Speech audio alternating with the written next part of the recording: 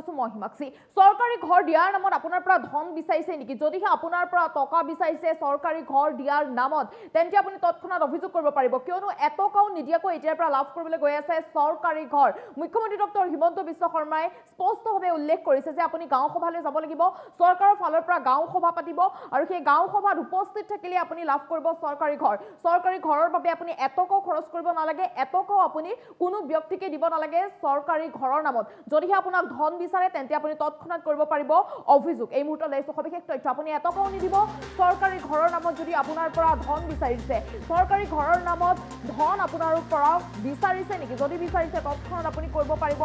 অভিযোগ এটকাও নিদিয়াকৈ লাভ কৰিবলৈ গৈ আছে সৰকাৰি ঘৰৰ নামত এটকাও আপোনাৰ খৰচ নহয় আৰু সৰকাৰি ঘৰৰ নামত টকা ললে বিপদত পৰিব যিসকল লোকে টকা লয় সৰকাৰি ঘৰৰ নামত তেওঁলোকে পৰিব বিপদত সৰকাৰি ঘৰক লৈ আহি গ'ল নতুন নিয়ম সকলোৱে কোনো ব্যক্তিয়ে ল'ব নোৱাৰিব সৰকাৰি ঘৰৰ নামত ধন প্ৰতিখন গাঁৱত চৰকাৰে অনুষ্ঠিত কৰিব গাঁও সভা আৰু সেই গাঁও সভাত আপুনি থাকিব লাগিব উপস্থিত গাঁও সভাত উপস্থিত থাকিলে আপুনি লাভ কৰিব সৰকাৰি ঘৰৰ বাবে অনুমোদন পকী ঘৰ নথকা পৰিয়ালে কৰিব লাগিব জিঅ' টেগিং কৰাটো অত্যাৱশ্যকীয় সকলোৱে কৰিব লাগিব যিসকলৰ পকী ঘৰ নাই জিঅ' টেগিং কৰিব লাগিব আৰু বিভাগৰ পৰিৱৰ্তে জীৱিকা সখীসকলে কৰিব জিঅ' টেগিং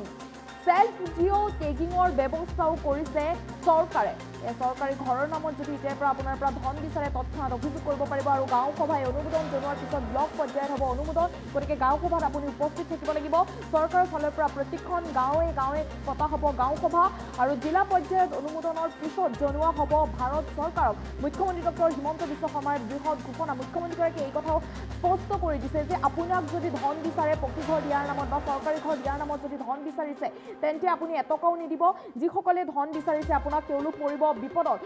সকলো পৰিব বিপদত যিসকলে ধন বিচাৰে আপুনি এটকাও নিদিব সৰকাৰি ঘৰৰ নামত এটকাও নিদিয়াকৈ আপুনি লাভ কৰিবলৈ গৈ আছে সৰকাৰি ঘৰৰ নামত যদি টকা লয় সেইসকল ব্যক্তি পৰিব বিপদত আপুনি অভিযোগ কৰাৰ পিছতে পৰিব বিপদত সৰকাৰি ঘৰক লৈ নতুন নিয়ম আহিছে মুখ্যমন্ত্ৰী ডক্টৰ হিমন্ত বিশ্ব শৰ্মাই স্পষ্টভাৱে এই কথা উল্লেখ কৰিছে সকলোকে কৈছে আহ্বান জনাইছে যে কোনো ব্যক্তিয়ে যাতে এটকাও নিদিয়ে সরকারি ঘৰৰ নামত প্ৰতিখন গাঁৱতে চৰকাৰে অনুষ্ঠিত কৰিব গাঁও সভা আপুনি কিন্তু সেই গাঁও সভালৈ যাব লাগিব গাঁও সভাত আপুনি উপস্থিত থাকিব লাগিব গাঁও সভাত উপস্থিত থাকিলে সরকারি ঘৰৰ বাবে অনুমোদন লাভ কৰিব আপুনিও পাব সৰকাৰি ঘৰৰ বাবে অনুমোদন গতিকে পকী ঘৰ যদি আপোনাৰ নাই তেন্তে এই খবৰ আপোনাৰ বাবে জৰুৰী জিঅ' টেগিং আপুনি কৰিব লাগিব জিঅ' টেগিং জীৱিকা সখীসকলে জিঅ' টেগিং কৰিব বিভাগৰ পৰিৱৰ্তে জীৱিকা সখীসকলে কৰিব আৰু আপোনাৰ পৰাও যদি ধন বিচাৰিছে সৰকাৰি ঘৰ দিয়াৰ নামত তেন্তে আপুনি তৎক্ষণাৎ অভিযোগ কৰিব পাৰিব অভিযোগ কৰাৰ পিছতে একশ্যন আৰম্ভ হ'ব মুখ্যমন্ত্ৰী ডক্টৰ হিমন্ত বিশ্ব শৰ্মাৰ মন্তব্য আছে মন্তব্য আগবঢ়াইছোঁ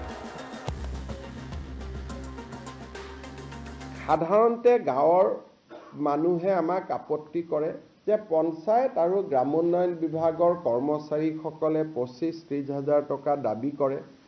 আৰু তেওঁলোকক যদি টকা দিয়া নহয় তেওঁলোকে দৰিদ্ৰ দুখীয়া মানুহৰ ঘৰ জিঅ' টেগিং নকৰে অভিযোগ কিমান সঁচা কিমান মিছা তাক আমি অনুসন্ধান কৰিব খোজা নাই কাৰণ বহু অভিযোগ সঁচা হলেও তাৰ প্ৰমাণ নাথাকে প্ৰমাণ নাথাকিলে চৰকাৰে ব্যৱস্থা ল'ব নোৱাৰে সেইকাৰণে আমাৰ সদায় লক্ষ্য আছে যে ইমপ্ৰুভমেণ্ট অফ দা সিস্টেম ব্যৱস্থাৰ পৰিৱৰ্তন হ'ব লাগে যাতে ব্যৱস্থাৰ পৰিৱৰ্তনত দুৰ্নীতি বা দৰিদ্ৰ মানুহক প্ৰবঞ্চনা কৰাৰ যিখিনি ক্ষমতা সি যাতে একেবাৰে সীমিত হৈ পৰে যে কৰিব খুজিলেও কৰিব নোৱাৰে সেইবাবে এইবাৰ আমি জিঅ' টেগিঙৰ এটা নতুন ব্যৱস্থা আৰম্ভ কৰিছোঁ এইবাৰ প্ৰথম জিঅ' টেগিংটো আমাৰ গাঁৱৰ মহিলা আত্মসহায়ক গোটসকলক যোনে পৰিচালনা কৰে জীৱিকা সখী বাইদেউসকলৰ দ্বাৰা আমি প্ৰথম জিঅ' টেগিংটো কৰাম সাধাৰণতে গাঁৱৰ মানুহে আমাক আপত্তি কৰে যে পঞ্চায়ত আৰু গ্ৰামোন্নয়ন বিভাগৰ কৰ্মচাৰীসকলে 25-30 হাজাৰ টকা দাবী কৰে আৰু তেওঁলোকক যদি টকা দিয়া নহয় তেওঁলোকে দৰিদ্ৰ দুখীয়া মানুহৰ ঘৰ জিঅ' টেগিং নকৰে অভিযোগ কিমান সঁচা কিমান মিছা তাক আমি অনুসন্ধান কৰিব খোজা নাই কাৰণ বহু অভিযোগ সঁচা হলেও তাৰ প্ৰমাণ নাথাকে প্ৰমাণ নাথাকিলে চৰকাৰে ব্যৱস্থা ল'ব নোৱাৰে সেইকাৰণে আমাৰ সদায় লক্ষ্য আছে যে ইম্প্ৰুভমেণ্ট অফ দ্য ছিষ্টেম, ব্যৱস্থাৰ পৰিৱৰ্তন হ'ব লাগে, যাতে ব্যৱস্থাৰ পৰিৱৰ্তনত দুৰ্নীতি বা দৰিদ্ৰ মানুহক প্ৰবঞ্চনা কৰাৰ যিখিনি ক্ষমতা, সি যাতে একেবাৰে সীমিত হৈ পৰে, যে কৰিব খুজিলেও কৰিব নোৱাৰে। সেইবাবে এইবাৰ আমি জিঅ' টেগিঙৰ এটা নতুন ব্যৱস্থা আৰম্ভ কৰিছোঁ। এইবাৰ প্ৰথম জিঅ' টেগিংটো আমাৰ গাঁৱৰ মহিলা আত্মসহায়ক গোটসকলক যোনে পৰিচালনা কৰে, জীৱিকা সখী বাইদেউসকলৰ দ্বাৰা আমি প্ৰথম জিঅ' টেগিংটো কৰাম। সাধাৰণতে গাঁৱৰ মানুহে আমাক আপত্তি কৰে যে পঞ্চায়ত আৰু গ্ৰামোন্নয়ন বিভাগৰ কৰ্মচাৰীসকলে 25-30 হাজাৰ টকা দাবী কৰে আৰু তেওঁলোকক যদি টকা দিয়া নহয়, তেওঁলোকে দৰিদ্ৰ দুখীয়া মানুহৰ ঘৰ জিঅ' টেগিং নকৰে। অভিযোগ কিমান সঁচা কিমান মিছা তাক আমি অনুসন্ধান কৰিব খোজা নাই, কাৰণ বহু অভিযোগ সঁচা হ'লেও তাৰ প্ৰমাণ নাথাকে, প্ৰমাণ নাথাকিলে চৰকাৰে ব্যৱস্থা ল'ব নোৱাৰে। সেইকাৰণে আমাৰ সদায় লক্ষ্য আছে যে ইম্প্ৰুভমেণ্ট অফ দ্য ছিষ্টেম, ব্যৱস্থাৰ পৰিৱৰ্তন হ'ব লাগে, যাতে ব্যৱস্থাৰ পৰিৱৰ্তনত দুৰ্নীতি বা দৰিদ্ৰ মানুহক প্ৰবঞ্চনা কৰাৰ যিখিনি ক্ষমতা, সি যাতে একেবাৰে সীমিত হৈ পৰে, যে কৰিব খুজিলেও কৰিব নোৱাৰে। সেইবাবে এইবাৰ আমি জিঅ' টেগিঙৰ এটা নতুন ব্যৱস্থা আৰম্ভ কৰিছোঁ। এইবাৰ প্ৰথম জিঅ' টেগিংটো আমাৰ গাঁৱৰ মহিলা আত্মসহায়ক গোটসকলক যোনে পৰিচালনা কৰে, জীৱিকা সখী বাইদেউসকলৰ দ্বাৰা আমি প্ৰথম জিঅ' টেগিংটো কৰাম। সাধাৰণতে গাঁৱৰ মানুহে আমাক আপত্তি কৰে যে পঞ্চায়ত আৰু গ্ৰামোন্নয়ন বিভাগৰ কৰ্মচাৰীসকলে 25-30 হাজাৰ টকা দাবী কৰে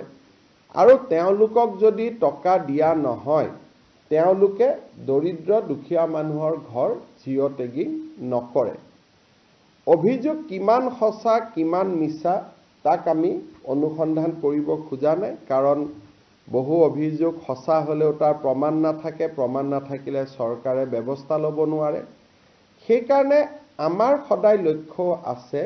যে ইম্প্ৰুভমেণ্ট অফ দ্য ছিষ্টেম, ব্যৱস্থাৰ পৰিৱৰ্তন হ'ব লাগে, যাতে ব্যৱস্থাৰ পৰিৱৰ্তনত দুৰ্নীতি বা দৰিদ্ৰ মানুহক প্ৰবঞ্চনা কৰাৰ যিখিনি ক্ষমতা, সি যাতে একেবাৰে সীমিত হৈ পৰে, যে কৰিব খুজিলেও কৰিব নোৱাৰে। সেইবাবে এইবাৰ আমি জিঅ' টেগিঙৰ এটা নতুন ব্যৱস্থা আৰম্ভ কৰিছোঁ। এইবাৰ প্ৰথম জিঅ' টেগিংটো আমাৰ গাঁৱৰ মহিলা আত্মসহায়ক গোটসকলক যোনে পৰিচালনা কৰে, জীৱিকা সখী বাইদেউসকলৰ দ্বাৰা আমি প্ৰথম জিঅ' টেগিংটো কৰাম। সাধাৰণতে গাঁৱৰ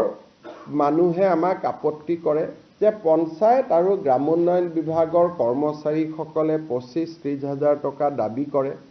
আৰু তেওঁলোকক যদি টকা দিয়া নহয়, তেওঁলোকে দৰিদ্ৰ দুখীয়া মানুহৰ ঘৰ জিঅ' টেগিং নকৰে। অভিযোগ কিমান সঁচা কিমান মিছা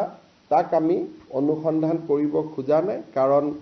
বহু অভিযোগ সঁচা হ'লেও তাৰ প্ৰমাণ নাথাকে, প্ৰমাণ নাথাকিলে চৰকাৰে ব্যৱস্থা ল'ব নোৱাৰে। সেইকাৰণে আমাৰ সদায় লক্ষ্য আছে যে ইম্প্ৰুভমেণ্ট অফ দ্য ছিষ্টেম, ব্যৱস্থাৰ পৰিৱৰ্তন হ'ব লাগে, যাতে ব্যৱস্থাৰ পৰিৱৰ্তনত দুৰ্নীতি বা দৰিদ্ৰ মানুহক প্ৰবঞ্চনা কৰা